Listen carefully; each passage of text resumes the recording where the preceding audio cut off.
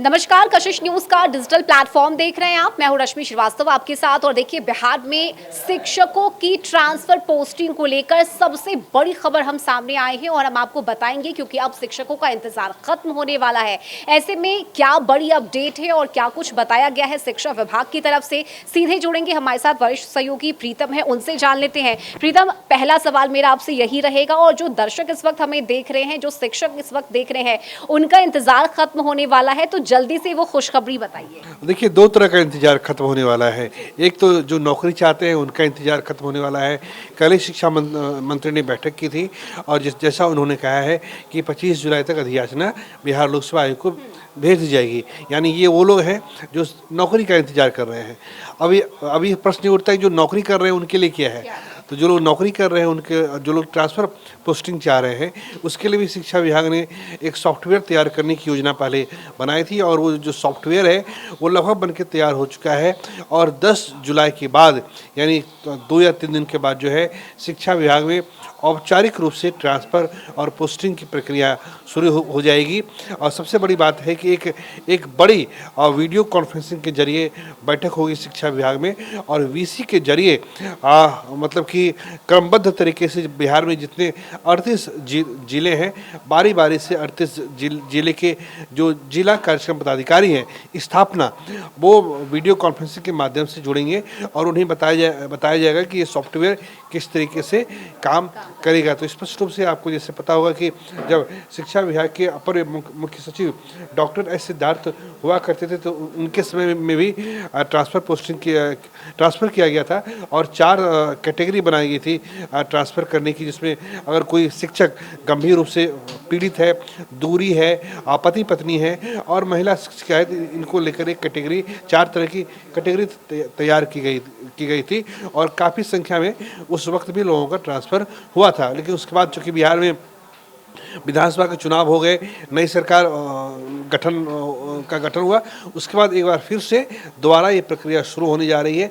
और हम ये उम्मीद करके चलते हैं, जो टाइमलाइन है, हमारे जो दर्शक हैं, जो शिक्षक हैं, वो ये जानना चाह रहे होंगे कि आखिर ट्रांसफ़र को लेकर क्या अपडेट है और उसके लिए एक समय सारणी क्या है, टाइमलाइन क्या है। तो हम उनको बताना चाहेंगे कि 10 जुलाई तक जो है, जो रिक्तियों को लेकर जो है वो सॉफ्टवेयर तैयार हो जाएगा।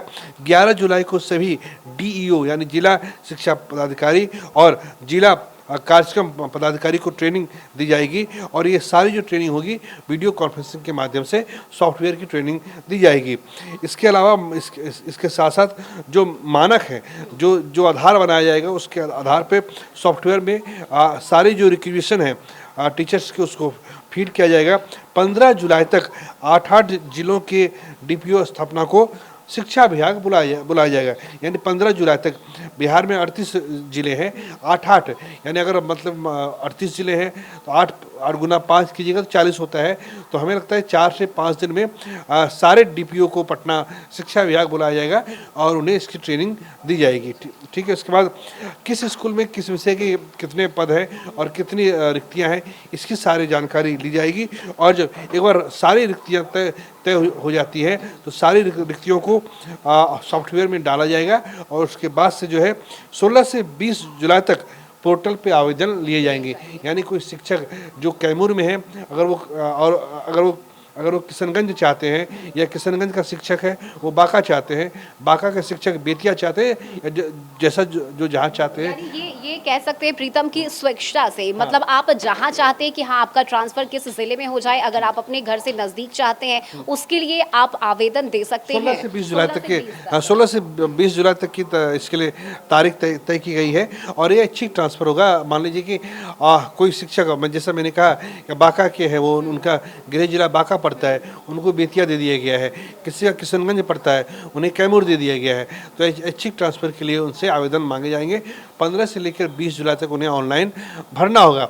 लेकिन इसके साथ साथ हम ये बताना चाहेंगे कि ये प्रक्रिया इतनी आसान नहीं रहेगी, क्योंकि बिहार में 2,53,000 नए शिक्षक आए हैं अभी बीपीएससी TRE 1, TRE 2 और TRE 3 के जरिए, और लगभग सबको अपने ट्रांसफ़र की ख्वाहिश है।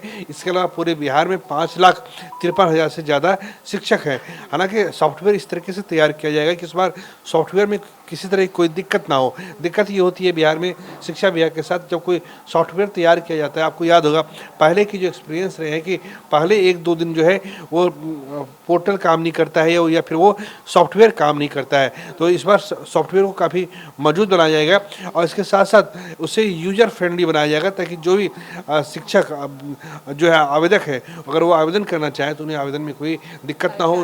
उनका जो सर्विस बुक है, उनका जो पूरा एकेडमिक रिकॉर्ड है, सारी चीज़ों की जानकारी एक साथ ली जाएगी और फिर उन्हें ट्रांसफ़र के लिए बढ़ाया जाएगा। ठीक है प्रीतम, देखिए ये जो टाइमलाइन आपने बताया है ये शिक्षा विभाग की तरफ से दिया गया है, लेकिन मैं अगर आपकी बात करूं तो चूंकि आप लंबे समय से शिक्षा विभाग कवर कर रहे हैं, हर खबरों को आपने बारीकी से देखा है, समझा है, आपको क्या लग रहा है ये जो टाइमलाइन दिया गया है क्या इसी में काम हो जाएगा या इससे ज़्यादा वक्त लग सकता है? नहीं, हमें लगता है कि अब इस पे काम शुरू हो जाएगा, क्योंकि एक पुरानी मांग है और एक बहुत शिक्षक इसके लिए संघर्ष कर रहे थे। हालांकि शिक्षा विभाग ने ये आफत खुद मोल ले ली है।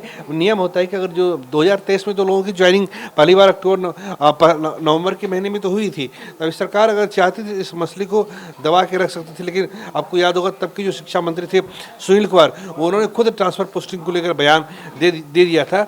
उसके बाद जो है शिक्षक जो है उन्होंने कहा कि नहीं, अब हमारा ट्रांसफ़र होना चाहिए। तो हमें लगता है कि ये प्रक्रिया जो है पूरा जो ट्रांसफ़र है, चूँकि इतनी संख्या, पहले विभाग को ये देखना पड़ेगा कि कितनी संख्या में आवेदन आते हैं, उसके बाद विभाग फिर ये देखेगा कि इस पर कितने लोग ज़रूरतमंद हैं, क्योंकि हर कोई चाहेगा कि उसके घर सबको घर के पास वाला तो स्कूल मिलना संभव नहीं है।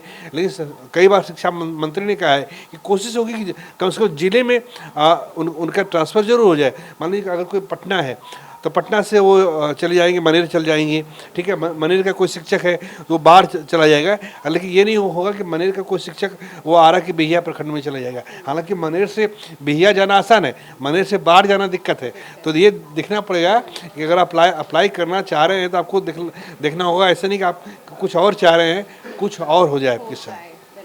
बिल्कुल। और देखिए, लेकिन फिलहाल ये जो बड़ी खबर हम आपको इस वक्त बता रहे हैं, इसमें शिक्षकों के लिए राहत भरी खबर है, क्योंकि लंबे वक्त से इंतजार किया जाता है ट्रांसफर पोस्टिंग को लेकर। अब इस पर शिक्षा मंत्री मिथिलेश तिवारी की तरफ से बड़ा बयान देते हुए यह स्पष्ट कर दिया गया है कि वो जो इंतजार है उनका बहुत जल्द खत्म होगा और ये पूरी प्रक्रिया इस बार पारदर्शी तरीके से होगी। बहुत शुक्रिया प्रीतम आपका इस जानकारी के लिए। और लगातार शिक्षक से जुड़ी खबरें कशिश न्यूज़ पर सबसे पहले हम आप तक पहुंचाते हैं। हमारी कोशिश होती है कि हर एक छोटी से बड़ी अपडेट आप तक पहुंचा सके। फिलहाल जितने भी शिक्षक इस वक्त हमें देख रहे हैं, अगर आपके कोई सवाल है जिसके जवाब आप चाहते हैं तो आप कमेंट में अपने सवाल ज़रूर पूछिएगा। इस वीडियो को ज़्यादा से ज़्यादा शेयर कीजिए, हमारे चैनल को सब्सक्राइब कीजिए और वीडियो लाइक भी कीजिएगा। नमस्कार।